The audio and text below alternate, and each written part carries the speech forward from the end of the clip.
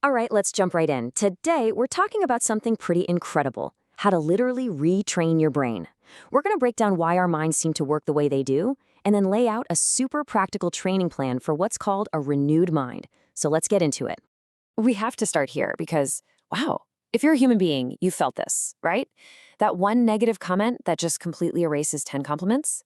That one little fear that screams louder than 100 promises. It's a real and honestly a really frustrating struggle. So, what's the deal? Why does this happen? Is it some kind of personal weakness or a failure of faith? Well, the material we're digging into today says no. It argues it's something way more fundamental, something built into our original programming. Let's get into what's really going on. Okay, so this first part, it's all about understanding the battlefield in our minds. Before we can even think about winning, we have to figure out why the negative stuff so often feels like it has the home field advantage. And here it is, the key to the whole thing: negativity bias. See, long before you ever thought about spirituality, your brain was being trained for one thing: survival. It learned to scan for threats, to remember what caused pain, and to expect the worst, all just to keep you safe. So this isn't a personal failing, not at all. It's a deeply wired biological and psychological default setting. Now check out the contrast on this slide, because this is huge. On the left, you've got that default, survival-trained brain. It's all instinct, focused on trauma, and its go-to is negative. But look at the right side. That's the goal. And notice those keywords: intentional, trained, default to praise. A renewed mind isn't an accident. It's something you build. It's a deliberate shift from just reacting to intentionally create it. Okay, so that's the problem. Our brains are kind of hardwired for negativity. So how in the world do we start to rewire them? Well, that brings us to the core strategy, the actual game plan for renewal.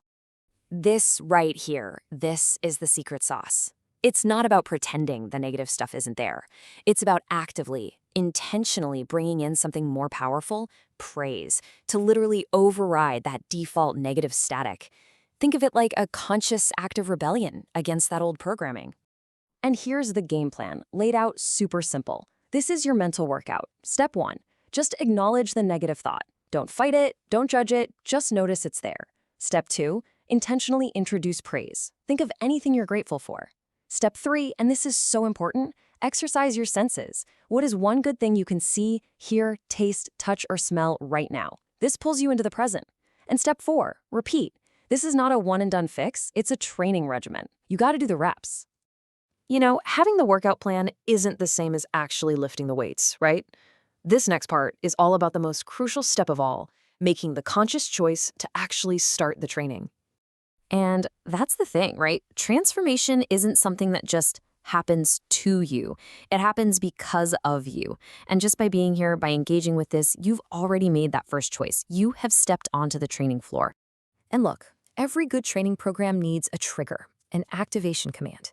This simple phrase, "I see God's goodness," that's your key. That's the thing you say to yourself to kickstart that 4-step process the moment that negativity bias tries to take over. It's your cue to start the rep. All right, let's bring this all together with a really powerful idea that kind of reframes this whole journey. It's about choosing to join a very, very specific group of people.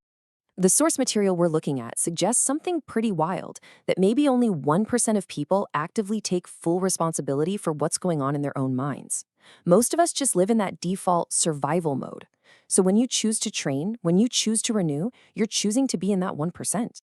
Now listen really close to this. This is the new script. You are not broken. You are not behind. You are not failing. You are simply unrenewed. Do you see how that changes everything? It reframes the whole problem. It's not a permanent flaw in who you are. It's a temporary state that has a solution. It's a condition, not a condemnation. And renewal is the cure. So here's the ultimate takeaway: your new identity. First, your mind doesn't have to stay a battlefield. It can become a garden.